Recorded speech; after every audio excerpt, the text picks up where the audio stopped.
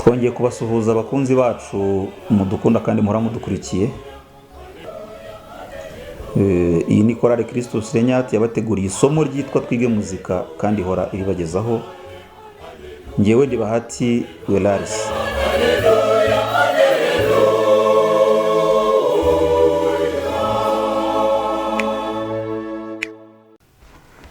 Impinduragaciro. Tuvuze mu ncamake ijambo impinduragaciro, urumva ko hari ikintu cyari gifite agaciro runaka ariko hakaba habaye impamvu zituma k'agaciro gahinduka, kabaye gake cyangwa gato. Agaciro gato niba kabaho simbizi, muraza kumfasha bazi Kinyarwanda neza. Kabaye agaciro gato cyangwa gake cyangwa se agaciro kanini, no agaciro k'icyo kintu kahindutse. Iyo tuvuze impinduragaciro mu muziki, mu muziki habaho igihe amanota yamburwa uburenganzira ngenagaciro asanganywe uko abuhabwa n'amashusho yayo. Uzi ko inota rya ruziga rigira ibihe bine, rishobora guta agaciro k'ibihe bine rikagira nk'igihe kimwe. Ni urugero ntanze, tugiye kureba n'ibyo bintu byashoboka, ariko mu mpinduragaciro nicyo biza gukora. Tuzi ko ruziga nkoni igira ibihe bibiri. Hashobora kuvuka impamvu zituma bya bihe bibiri bitubahirizwa, ikaba yagira ibihe bisumbye bibiri cyangwa biri munsi ya bibiri. Icyo gihe haba habaye icyitwa impinduragaciro ku manota. Tuzi ko shami igira kimwe cya kabiri cy'igihe. Dushobora gusanga hari igihe ishobora kurenza icyo kimwe cya kabiri cy'igihe cyangwa se ikajya munsi yacyo. Amabwiriza bigena n'ayahe?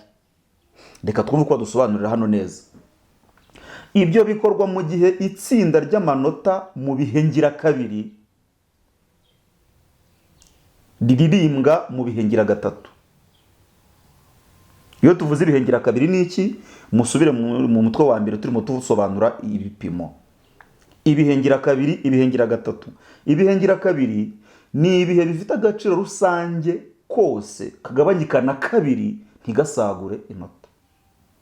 Ibihengira gatatu ni ibihe bifite agaciro rusange kagabanyika na gatatu ntigasagure inota.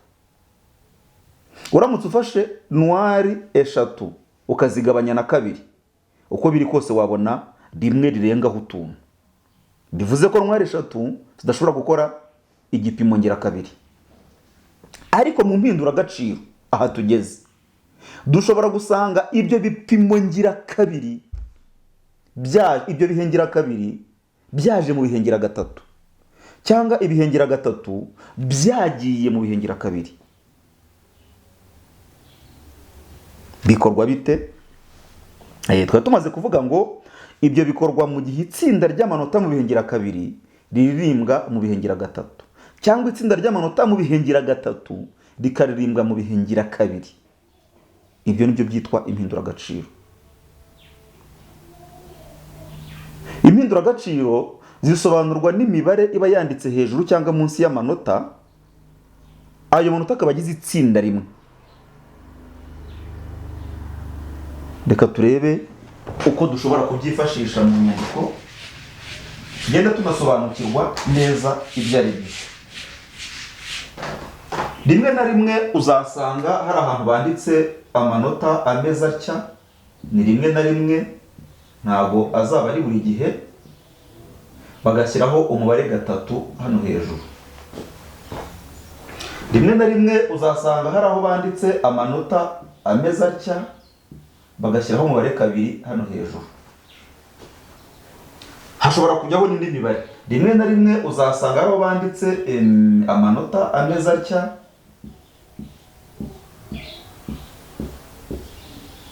bagashyiraho umubare gatandatu hano. Bivuze iki? Turi mu cyo twita impinduragaciro. Aya manota ubusanzwe yagombye kuba barwa mu gihe ngira gatatu, kubera ko agaciro kayo tugateranyije ntituhagabanye na kabiri. Tugabanyije na kabiri twasagura ikintu. Aya manota yagombye kuba barwa mu gihe ngira kabiri, kuko agaciro kayo tugateranyije ntitwakagabanye na gatatu, twasagura ikintu. iyo itsinda ry'amanota ngiragatatu ku buryo bugaragara rigiye mu gipimo mu gihe ngirakabiri, nibyo byitwa impinduragaciro. Ibi byanditse hano biraza gusobanuka bite? Reka nifashishe ariya manota nasize hariya ubwayo. Aya manota uzayasanga mu gipimo ngirakabiri. Icyo gihe dukora igoragoza ryose rishoboka, aya manota akangana gutya. Muri kuntega amatwi? Dukora igoragoza ryose rishoboka, aya manota akangana gutya. Igoragoza bishatse kuvuga iki? Nuko aya manota iri ngiri rita agaciro karyo, iri rigata agaciro karyo, iri rigata agaciro karyo, ni impinduragaciro, kugira ngo ibi biteranye uko ari bitatu tuze kuza kubitwara mu gihe kingana n'aya ngaya abiri.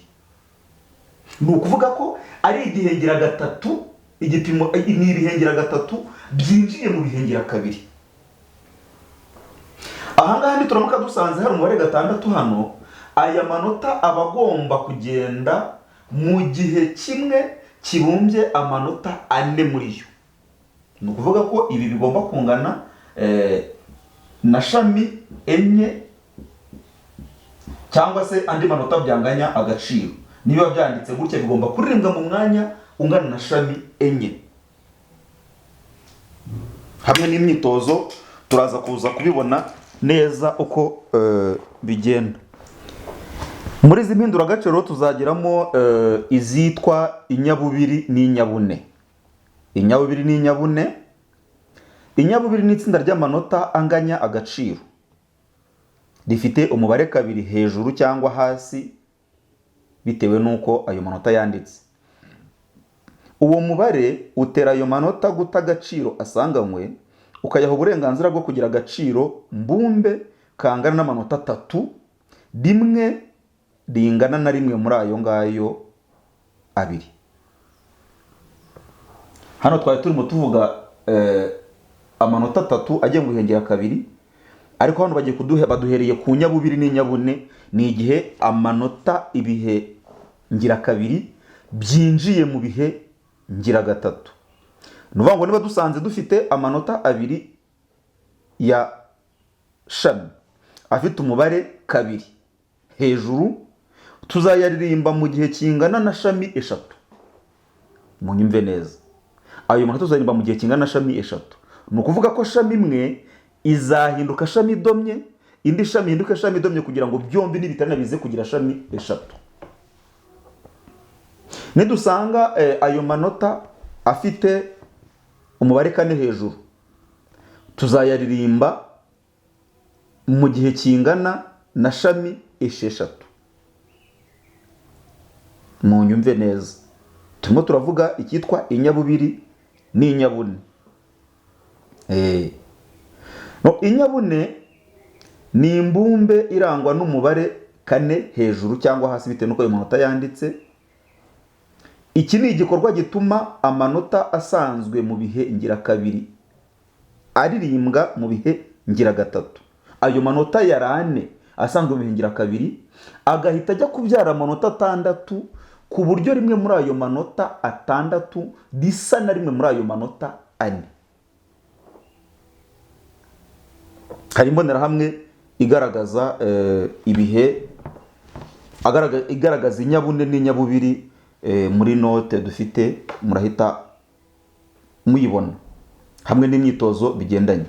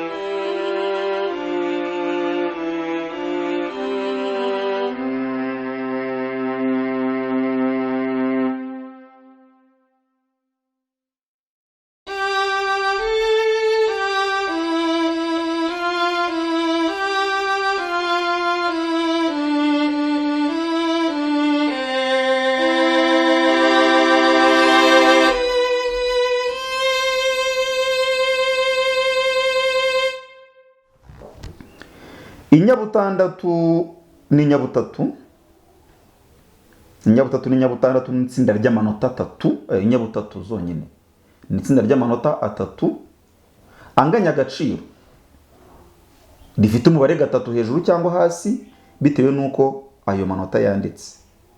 Uwo mubare utera ayo manota guta agaciro asanganywe, ukayaha uburenganzira bwo kugira agaciro mbumbe kangana n'inota rimwe ribumbye abiri muri ayo. Nibyo nahoze mvuga hano. Ni ukuvuga ngo inyabutatu yacu hano niko yitwa, ifite umubare gatatu hariya, aya manota atatu ata agaciro kayo mbumbe akagira agaciro mbumbe kangana n'amanota abiri muri yo. Hanyuma inyabutandatu, aya manota atandatu azata agaciro mbumbe kayo agira agaciro mbumbe k'amanota 4 muri yo. Imbonerahamwe iri muri note irabigaragaza neza. Hakunze kuboneka ku buryo butari cyane ibyo bita inyaburindwi n'inyabutanu. Inyaburindwi ni igihe amanota 7 azaba afite umubare 7 hejuru, ariko noneho bikaza gusaba ayo manota ko agenda mu bihe bingana n'amanota 6 muri yo. Ayo manota ubundi yasanzwe ari 7 afite umubare 7 hejuru cyangwa hasi bitewe nuko yanditse, none bikasaba ko ayo manota agenda mu bihe 6 aho kuba ibihe 7 nk'uko amanota yabigaragazaga. Imyitozo irabigaragaza neza rwose, ntabwo ari ibintu umuntu yatindaho. Nituvuga inyabutanu, uwo mubare uzaba ufite 5 hejuru. Ayo manota ni amanota azaba afite umubare 5 hejuru. Hanyuma inyabutanu, ayo manota 5 abasabwa kugenda mu manota 6. Inota rimwe ringana na rimwe muri ayo ngayo 5. Urumva haza kuba igoragoza ku buryo agaciro mbumbe k'ayo manota gatakara kugira ngo kajye kureshyeshwa n'agaciro mbumbe k'amanota 6. Rimwe muri ayo manota 6 ringana rimwe muri yandi 5 afite umubare 5 hejuru. Imyitozo irabisobanura neza. Muyikore mwitonze, hanyuma muri comment murabizi mwandikamo aho habaye ikibazo tukagishakira igisubizo. Ibishobora gusubizwa mu isomo rikurikiraho tukabigarukaho, cyangwa se ibidashoboka tukareba uburyo tuzabigoragoza kugira ngo tubishakire ibisubizo igihe bizaba biri ngombwa. Birumvikana turabasaba no gukora subscribe, abatarayikora hari ababireba bakigendera, kugira ngo igihe isomo rije ujye tuyibona. Hanyuma turabasaba gusangiza aya masomo abandi atarageraho kugira ngo ubumenyi bwo kubwihererana.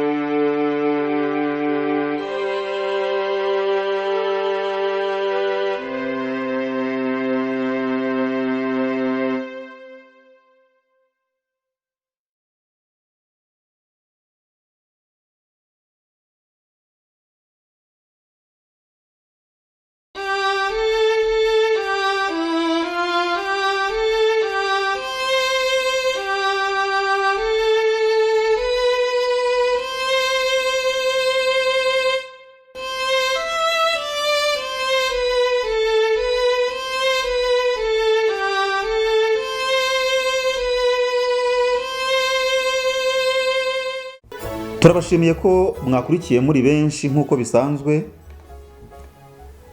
ariko kandi mbere y'uko dusubika isomo dusoza irya none, turabibutsa gukora share, like, muri comment turakomeza kwakira ibitekerezo, ibyifuzo, ibibazo, kugira ngo turebe uburyo twakomeza tugatunganya isomo rikajya ritugeraho ritunganye kurushaho. Ariko tunabibutsa ko subscribe ari ngombwa, utarayikora n'ubuzi utarayikora, mwibutsa ako kantu kugira ngo isomo rijye riza ahita ribona ku buryo bwihuse. Mwibuke kandi ko kwiga ari uguhozaho. Uko amasomo agenda akurikirana, ni byiza ko mugira imbaraga zo kujya muyasubiramo. Uko muyasubiramo niko mugenda mugira uburyo n'ubushobozi bwo kumva azagenda akurikiraho. Ngaho rero nimukomeze mwige kandi mwigire kumenya. Murakoze. Ibihe byiza.